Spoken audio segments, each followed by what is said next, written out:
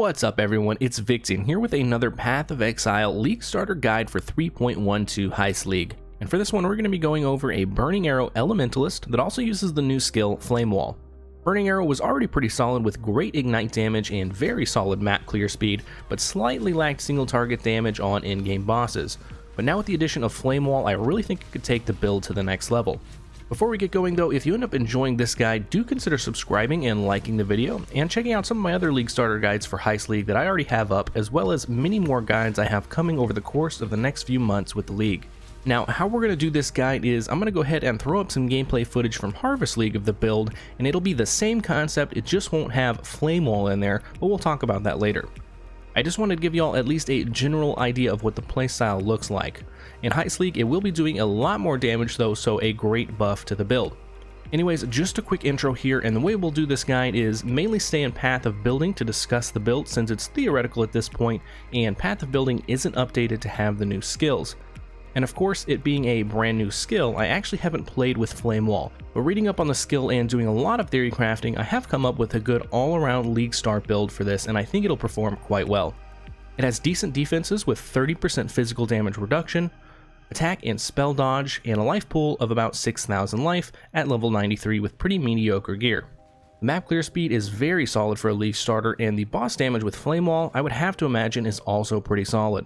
You'll end up with about 1.4 million fire dot damage on bosses, and again for a League Starter with very little investment, that is not too bad. Yeah, so we're going to go ahead and start off in Path of Building talking about the skill tree, and then we're going to go over the gem links, and lastly finish out by going over our gearing choices. So without further ado, let's go ahead and hop into the Path of Building. Alright, so first and foremost, if you don't already have the Path of Building free desktop app already installed, check the video's description and there will be a link to download it. Once you have it downloaded, just go up here and click Import Export Build, and then click Import Build from Pastebin, and go back to the video description and copy the POB Pastebin link, and then come back here and paste it in there, and you should be good to go. Alright, perfect. So here is our final League Starter version of the tree, and the way I do my Path of Buildings is I try and give you all a step-by-step leveling process of where you put your skill points. So come down here and click on this, and then you're going to see the step-by-step guide from a level 1 character all the way up to that final build. Now, I won't go over every single node here for the sake of time, but I will talk about the more important nodes and some of y'all's milestones. So starting out here, we're going to go up and grab some life and a bit of damage. Then we're going to go over and get more life and Elemental Overlord, which isn't very strong right when you get it, but once you start spell slinging at level 24, it is very strong with Power Siphon. Next, we're going to head up and get Ignite Chance and Fire Damage, and then we're going to get a good bit of life, which helps out with your first Ascendancy Trial. After that, you're going to head and get that +1 to maximum Golem node, where you're also going to get your first 2 Ascendancy points. And we'll go over the full Ascendancy point choices after this passive tree, so we'll come back to that here shortly. After this, we get some more fire damage, and then more life and damage, and then more life, and after that, you're going to start heading over to the shadow area. We're also going to be finishing up the last act and getting your merciless Ascendancy points.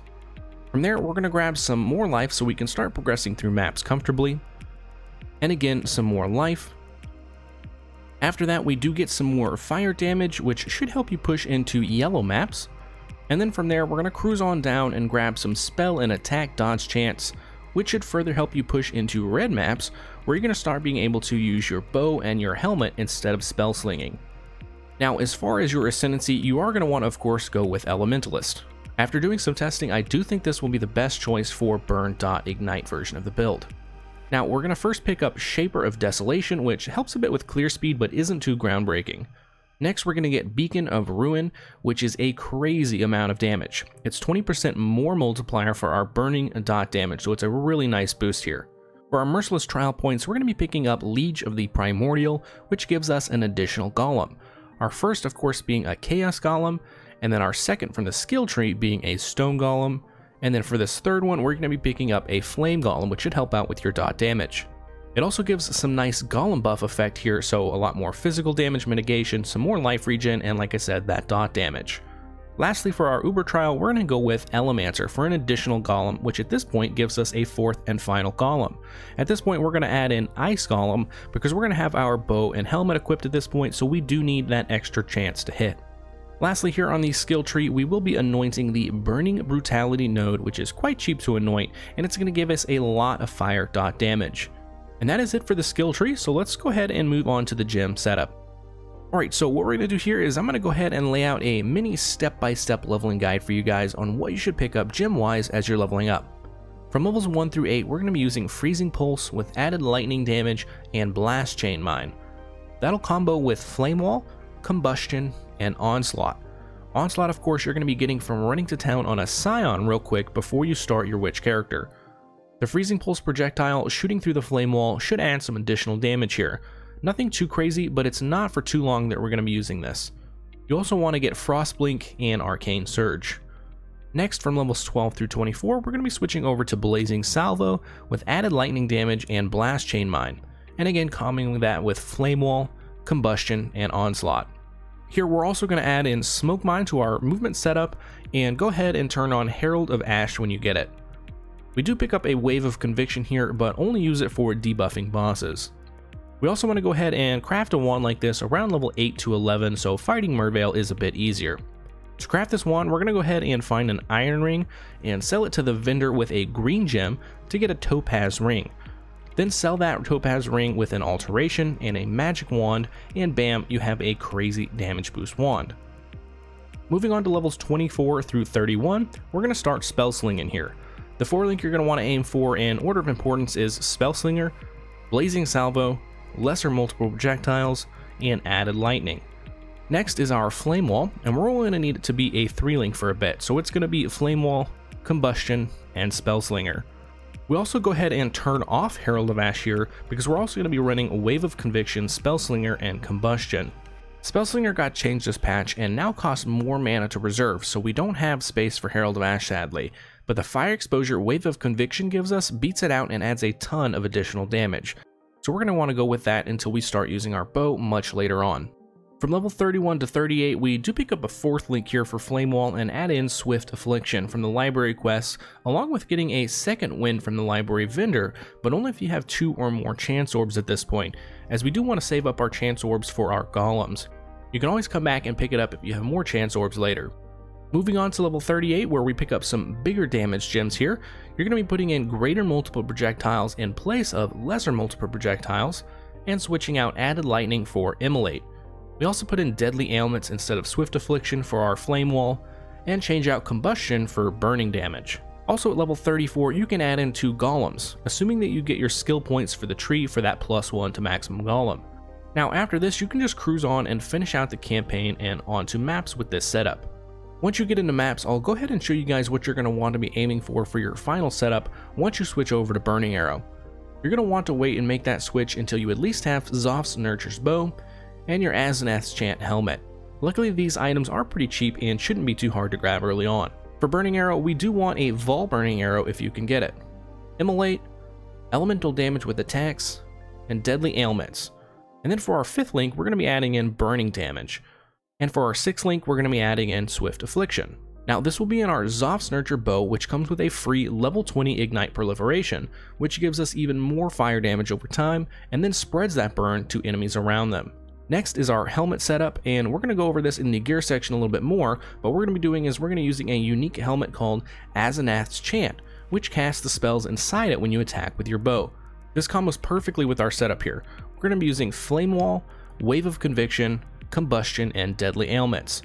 Your arrows should pass through the Flame Wall, and the buff that they're going to give them is going to do even more fire damage over time. And having Wave of Conviction in there as well is going to be giving the mobs fire exposure, lowering their fire resistance even more. Now for our golems, we're going to be running Ice Golem to help us get to that 100% hit chance mark.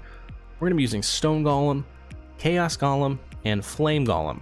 And we're going to add in Meat Shield to help them not die as much, or if you're not too worried about that, you could always just throw in a portal here instead. And then the last socket in our body armor, we're going to be using an at least level 16 Precision to again help us get that 100% hit chance. And for our buffs, we're going to have Malevolence and Herald of Ash. And then unlinked to those, we have a Steel Skin and Increased Duration. And pro tip here, I would put your Steel Skin on your left click so it auto casts every time it's up and it makes it basically free. And we also have Dash, Second Wind, Enduring Cry, and Urgent Order. And lastly here for our gems, we also have an Orb of Storms in our Malachai's Artifice Ring, which gives us elemental equilibrium when casting only that Orb of Storms, which shreds even more fire resist, so a big damage boost here. And that's it for our gems, so let's go ahead and move on to our gear choices. Okay, so this being a league starter, we're going to try and keep everything super cheap and or solo self-found as much as possible. So let's start off with the helmet. We're going to be using an Ascendancy chant for auto casting of our Flame Wall and Wave of Conviction. Anytime you attack with the bow, you're going to cast these two skills and it makes for a super smooth playstyle. Now you can either buy your Ascendancy chant straight up, or you can create it yourself by using the prophecy Song of Sakima, where you wear the helmet Ascendancy's mark and defeat Gurukhan, the Queen of Winds in Act 9 in the Quarry, and it'll turn itself into the Ascendancy chant. And for solo self-found peoples, just go ahead and grab a life and resist helmet here, and that's going to be just fine. You will just need to manually cast Flame Wall and Wave of Conviction, which is doable, but I personally wouldn't want to have to do that. Maybe just cast Flame Wall for blue packs and above, and then Wave of Conviction gets added in for bosses. Moving on to our body armor, we're going to be getting a cheap 6 link with life and resists. Nothing crazy here for now, we just mainly want that 6 link. For our gloves, we want one with fire damage over time multiplier, and then as much life and resist as possible as your secondary stats. Do know that you can pick up some extra dex here if you're running a bit low. For our boots, we're going to be wanting to pick up a pair that has Ignite You Inflict deal damage 10% faster, and some life, resists, and move speed as your secondary stats if you can get them. For our amulet, same thing here, we're going to be wanting fire damage over time multiplier and then some life and resists. And I would try and get this on a strength dex base if you can. For our first ring, like I mentioned earlier, we are going to be picking up a Malachai's Artifice Ring, and it's going to have a blue gem socketed in it, so we're going to be getting a nice 100% lightning resistance for it. These are also super cheap, so again, not too bad for the investment. For our second ring, we're going to be wanting to get one with Flammability Curse on hit, and then a bit of life and resist if you can manage it. Ideally, you'd want one on an oboe ring for an additional elemental damage, but if you can't get it on that, no worries, anything will do just fine. For our belt, we're going to be going with a Diadem Dawn, which has some decent life and resists, but most importantly has Ignite You Inflict with attacks deal damage 35% times faster, which is insane damage. These are also typically super cheap as well. I was able to pick up an almost perfect rolled one for only a few chaos. You're going to notice here that it says deal no physical damage, but no worries here, that's going to be just fine. We only care about our fire damage anyway. And then lastly on our weapon, like I've mentioned a few times, we're going to be picking up a Zoph's Nurture, which comes from the Zoph's Breachstone and is upgraded with a Zoph's Blessing from a Zoph's Inception. So luckily for you guys in solo self-found, you can farm this unique if you want. And you also get a free 7th link with level 20 Ignite Proliferation. These are pretty cheap, so a great starter bow, and it won't be replaced for quite a while until you spend upwards of 30 plus exalts on your next upgrade, but we'll cover that in the in-game version of the build. Now for your jewels, since this is a starter build, we're going to be getting some basic life and burning damage or fire damage jewels, but ideally you want one with fire damage over time multiplier, with life and some fire damage in some way. There's also a few interesting options for cluster jewels, but we're going to be saving those for the in-game version of the build guide, as this league starter setup should be able to get you there no problem anyway. Lastly, for your flasks, we're going to be going with a basic setup here of a life flask with bleed immunity, a sulfur flask with curse immunity, a silver flask with cast speed, and a movement speed flask with more movement speed, and lastly an enduring mana flask with bleed removal to make sure that you never run out of mana and it'll keep you topped off 100% of the time. And that's it, guys. I think this build looks super fun to play. It's always going to be a bit risky with new skills as league starters, but I played Ignite Burning Arrow with just Wave of Conviction and Harvest League, and it was already pretty strong even on a budget. I managed to kill Cyrus 8, Shaper, Uber Elder, and all those in-game bosses with the build, and now that we're adding in Flame Wall for some additional damage, I think it could push the build to the next level. Anyways, if y'all enjoyed this guide, do consider subscribing to the channel and checking out some of my other Heist League guides. I already have a few different League starter guides out, so definitely check those out if you are interested. Thanks everyone, and I'll catch y'all in the next one.